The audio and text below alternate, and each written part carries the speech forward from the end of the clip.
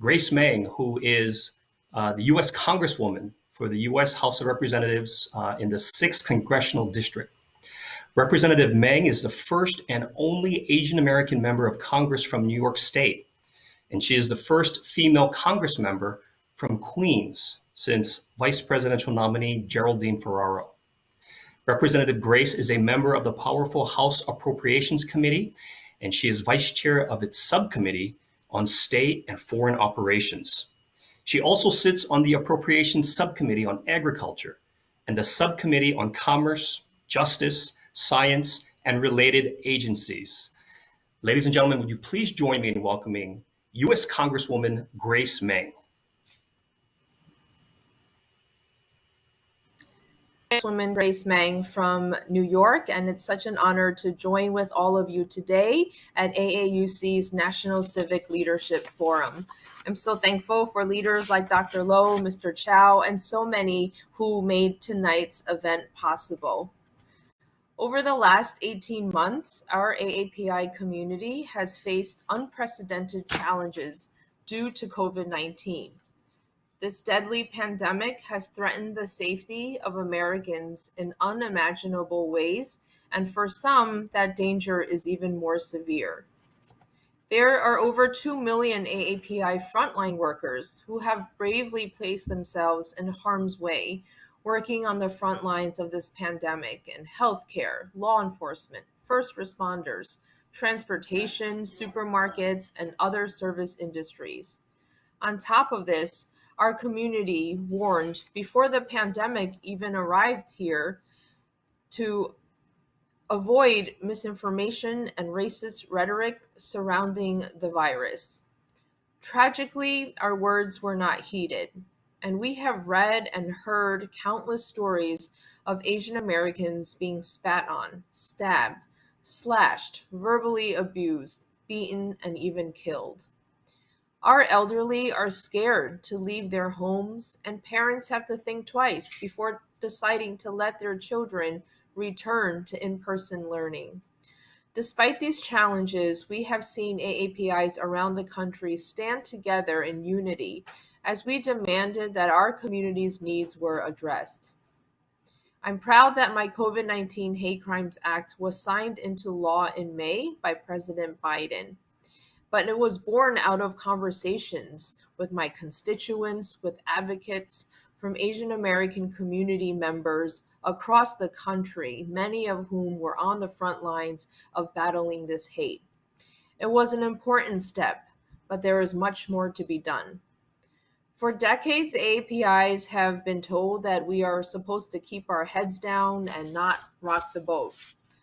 But being silent has not stopped the hate and violence that has been directed at our community. And this last year has been unique, as so many beyond the AAPI community have been listening and standing in solidarity and speaking up for us and with us. I'm so grateful that in Congress, so many of my colleagues from the Black, Hispanic, and Native American caucuses were amongst the first to stand with our community as we were scapegoated for the spread of COVID-19. In the last year, we've seen the Asian American community become more vocal, or people were actually starting to listen to us. Our community has been standing with our Black brothers and sisters during the Black Lives Matters protests, and we have learned to mutually help other communities, and we are growing in our advocacy abilities, which is very exciting to see. But we must remember that advocacy and civic engagement are like muscles, and like any muscle, it takes time, practice, and training to strengthen it. We must prioritize strengthening our advocacy and coalition building skills. As we learned this year, hate does not discriminate by political party, and standing against bigotry should not be a partisan issue. As the NAAC President Johnson said once, you have to be a friend before you need a friend. I look forward to continuing to work together to exercise our advocacy muscle until it becomes muscle memory to speak up and to stand shoulder to shoulder together as we move forward in unity and hope. In addition to our hate crimes legislation that was signed into law, we must also work to ensure that Asian American history is taught more in our schools. Our history, our pain, our trauma, and our successes are just as part of American history as anyone else's. So we must make sure that our future generations of children continue to learn that. And I'm working on legislation to do that, and also in the long term to create an Asian Pacific American Museum in Washington, D.C. Thank you all for inviting me today. I really look forward to continuing our partnership together. One thing that we have learned from this past year is that we must strengthen our national network. Luckily, Zoom and virtual platforms have made that a little bit easier for our community to do. But we must continue to have events like this and create opportunities where we can encourage each other and work more closely with other communities as well. Please know that you have a partner in me to help you do that. Thank you so much, and best wishes for a successful conference. Congresswoman Meng, that's a beautiful, very comprehensive message. Thank you. Do you have time for a few questions? I think so. Yeah, okay. I just want to start with current events. Someone had forwarded to me, I guess there was an incident in New York today at Carmine's. Are you familiar with that? A few days ago, yes. A few days ago, okay. So the gist that I got from it were that there were three women who came to a restaurant. They had proof of vaccination, but two of their male guests came along and didn't, and that kind of led to an altercation. The little that I saw, I guess that kind of attack was considered a misdemeanor. I'm just curious, are there any efforts in Congress to increase the penalty for that type of action? So I need to get more details about that specific incident. I know that one of the employees from Carmine, I believe, I don't know for sure, but I believe one was an Asian American. In fact, all of them were minorities. I don't know if it was a bias incident specifically, but I'll have to look more into that incident. My legislation that was passed was specifically about hate crimes and bias incidents. And so it wouldn't necessarily apply to this situation, but what my legislation that I passed with Senator Hirono does is that it requires more guidance and more partnership from the federal government, for example, the Department of Justice, to support the efforts of local and state government agencies. Many agencies locally throughout the country are not required to report any type of bias incident or hate crimes. So the federal government does not have a complete and accurate enough of a picture to know what's really going on. They might not know in any given state how many Asian Americans are getting beat up or spit on. And so this is something that, like with any sort of disease, we need to get more statistics, and we need our local agencies to collect this data. And so that's something that we hope will help us come up with more solutions for violent or discriminatory incidents like that. Okay, just to follow up on that, what can our viewers do? I mean, they hear about this. Thank you for sharing the challenges. What can we do beginning today and going forward to support the efforts that you've put forward for us? Well, there's so much that we can do. Our community really came together over this last year and a half, and I'm really proud of that. So many people spoke up, and even people, if you took a look at the rallies, the Stop Asian Hate rallies in all the different states, it wasn't just, Asian people at the rallies. There were so many different communities speaking up for us. And I'll tell you, as an ABC, American born Chinese, that really made me feel very heartened. I was very thankful to see that. It's important that we speak up for each other's communities. And it's important that people recognize that Asians are Americans too, that our stories and that our experiences are just as American as anyone else. And so, yes, we worked on legislation on the federal level. We are also trying to get funding on the federal level to support our local organizations. For example, in my home city of New York, our Asian population surpasses 15% of New York City's population. However, if you look at the city budget, less than 1% goes towards helping our community. And that means seniors who may need legal help or help with housing, with food. That means mental health resources for so many in our community. So many different programs are not fully funded compared to other communities.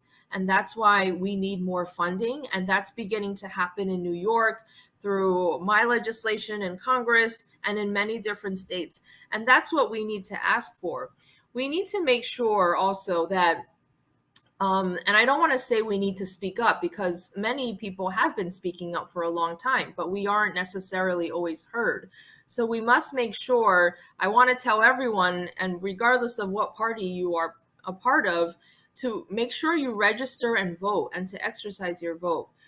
Government leaders don't know who you voted for, but they certainly know how many Asian Americans vote every year in any given state. And so it's important because that is our most basic right, and we should exercise that right. That's the most effective way to speak up, to get government programs and resources that our communities deserve.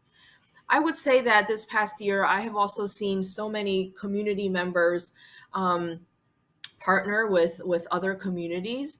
You know, we had, for example, a rally here in Flushing, Queens, where we had leaders from the Jewish community. We had Reverend Al Sharpton come out to Queens to speak up for the Asian American community and to find different ways that we can help each other's communities.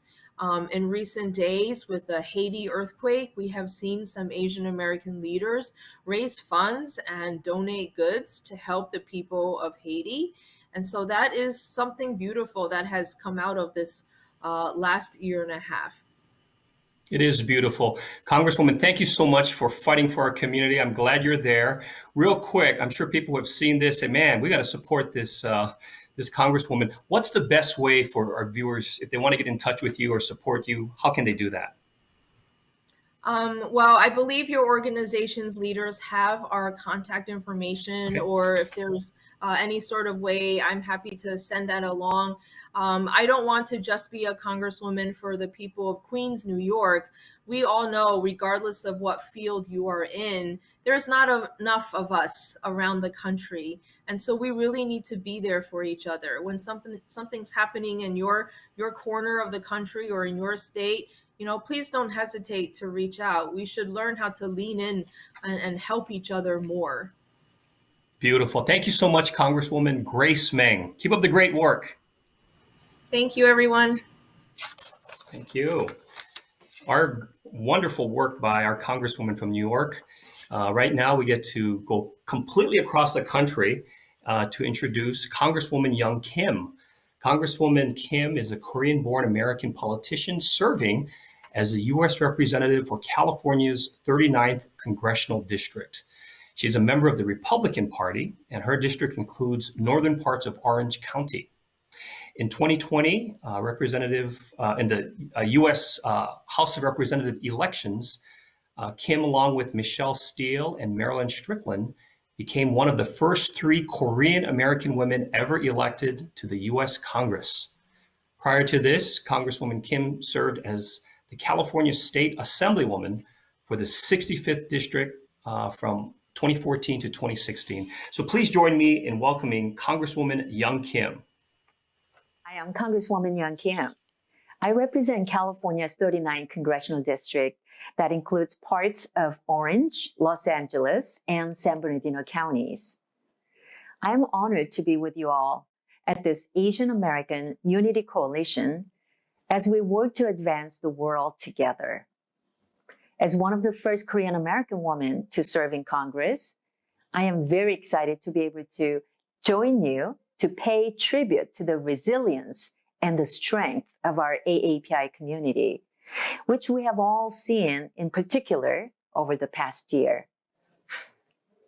As one of the first Korean American women to serve in Congress, I am humbled to be able to use my voice to educate my colleagues in Washington on issues that are very important to the AAPI community. The fact that I and so many other Asian Americans and Pacific Islanders are serving in Congress shows how far we've come. I have a seat at the table in Congress, and I'm able to speak before you today because of the generations of AAPI leaders who have paved the way. While I'm one of the first Korean American women to serve in Congress, I know I won't be the last. Asian American issues are American issues. The only way we will build a brighter future is by coming together. And that starts with treating one another with respect and seeing each other as Americans. I know we've all been troubled by the recent hate crimes. While hate and bias targeting the AAPI community is not new, there is no question that we saw a rise in hate crimes targeting our community during the pandemic. Sadly, nearly 4,000 cases of hate crimes were reported over the past year, many of which targeted seniors. I'm glad that earlier this year, the House came together to pass a bipartisan bill to help federal, state, and local law enforcement agencies better address these crimes. While we cannot legislate hate out of people's hearts and minds, we can enforce the law firmly and stand strong as a community. I'm honored to have been given the opportunity to use my voice in Congress to support our AAPI community.